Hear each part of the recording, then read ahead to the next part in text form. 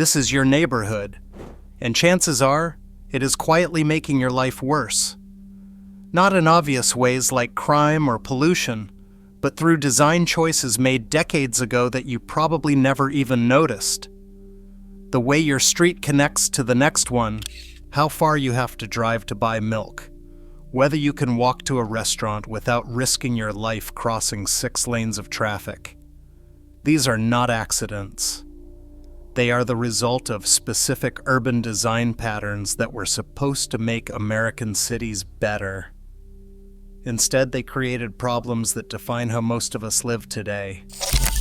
Longer commutes, higher costs, social isolation, and cities that feel hostile to anyone not in a car.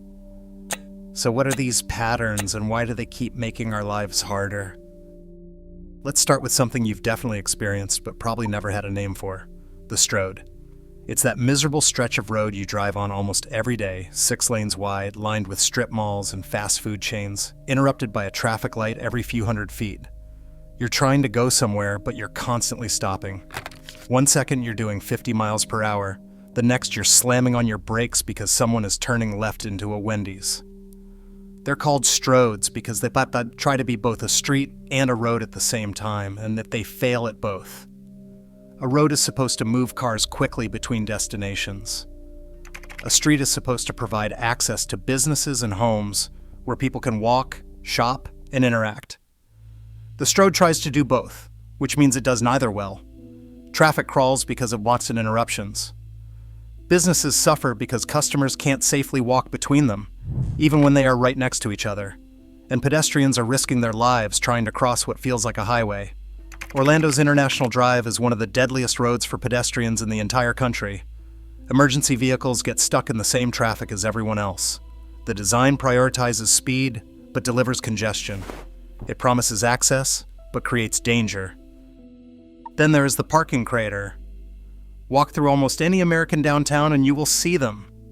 Huge empty lots where buildings used to be. Buffalo lost 40% of its downtown buildings to parking between 1950 and 2000.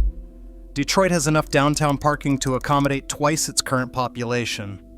We did not just prioritize cars, we demolished our cities to store them.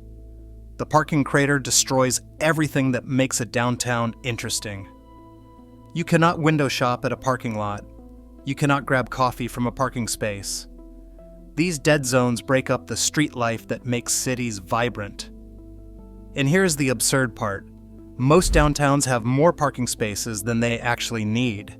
We tore down our tax base, eliminated housing, and destroyed community gathering places for parking that sits empty most of the time. The crater turns vibrant neighborhoods into commuter storage facilities. People drive in, park, and leave without ever interacting with the community. But at least downtowns still have some density, some mix of uses. The car suburb has neither. This is the design pattern that dominates most of America. Endless subdivisions of single-family homes, separated from everything else by distance and design. Phoenix sprawls across 500 square miles with a population density so low that running efficient public transit is basically impossible. You literally cannot survive in these places without a car. There are no sidewalks. There are no bike lanes. The nearest grocery store is 3 miles away on a high-speed arterial road. Kids cannot walk to school. Elderly people become prisoners in their own homes when they can no longer drive. The average suburban household spends $9,000 per year just on car ownership. That is basically a mortgage payment going to transportation instead of housing. Every trip requires a car. Every car requires insurance, gas, maintenance, and parking. Want milk? Drive to the store? Need a haircut? Drive across town. The suburb promises freedom and space, but delivers isolation and expense. And it is not just the social costs. The infrastructure costs are staggering. All those wide streets, water pipes, power lines, and sewage systems, spread across vast distances, cost 3 times more per resident to maintain than dense neighborhoods. Speaking of design failures, let's talk about dead plazas. Ever wonder why some public squares feel alive with activity, while others feel like abandoned concrete wastelands? Boston's City Hall Plaza covers 11 acres. It feels empty even during major events. The problem is not the size. It is that there is nothing there. No shops, no cafes, no reason to linger. Just concrete, wind, and maybe a sculpture nobody asked for. Compare that to successful plazas in Italy or Spain. They are surrounded by restaurants, shops, and cafes. People gather because there is something to do, something to see, reasons to stay. Urban planners created these grand civic spaces based on architectural theory, but they forgot how people actually use public space. The Dead Plaza represents the triumph of design theory over human behavior. Highway cuts might be the most destructive pattern on this list. These are places where planners literally slice cities in half to move cars faster. Interstate 75 destroyed entire neighborhoods in Detroit. The Embarcadero Freeway walled off San Francisco from its waterfront for decades. Low-income neighborhoods, especially black neighborhoods, consistently got the highway cutting through them, while wealthy areas got bypasses or no highway at all. In St. Paul, the construction of Interstate 94 displaced 600 families and 300 businesses, mostly in the African American community. The highway did not connect the neighborhood, it erased it. When San Francisco finally tore down the Embarcadero Freeway in the 1990s, property values in the area increased by $3 billion. It turns out the cities work better when they are not split down the middle by highways. Then there is the drive-thru. At first glance, it seems convenient. But think about what drive-thrus have actually done to our cities. The average McDonald's drive-thru lane takes up more space than the restaurant itself.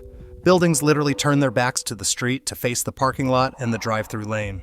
Try walking past a Starbucks drive-thru without feeling like you are trespassing. Drive-thru banks, drive-thru pharmacies, even drive-thru funeral homes. We have designed cities where you never need to leave your car, which means you never interact with your community. The drive-thru optimizes for speed and convenience, but it eliminates the spontaneous human encounters that make neighborhoods feel alive. Cul-de-sacs seem innocent enough. They promise quiet streets where kids can play safely, away from through traffic. But zoom out and you see the bigger problem. Fire trucks struggle to navigate these layouts. Ambulances get lost trying to find addresses in subdivisions where street names all sound the same. Despite claims about safety, studies actually show cul-de-sac neighborhoods have higher rates of childhood obesity. Why? Because kids cannot walk or bike anywhere independently. Every trip outside the subdivision requires navigating high-speed arterial roads that are hostile to pedestrians and cyclists. The design that was supposed to protect children from traffic actually makes them more car-dependent. One-way streets turn downtown navigation into a nightmare. You overshoot your destination and spend 10 minutes circling back through the grid. Louisville converted its downtown to one-way streets in the 1960s, thinking it would improve traffic flow. Decades later, the city spent $40 million converting everything back when it realized the one-way system had killed street life. One-way streets optimize car throughput at the expense of everything else that makes cities livable. The one-way street creates a psychological barrier. It signals that a place is meant for passing through, not stopping. All of these patterns have something in common. They prioritize car movement over human life. They optimize for speed and efficiency, but deliver congestion and isolation. These are not natural features of cities. They are design choices, made by planners and engineers who thought they were solving problems. In many cases, they created bigger problems instead. The good news? Design choices can be changed. Cities across America are starting to reverse these patterns.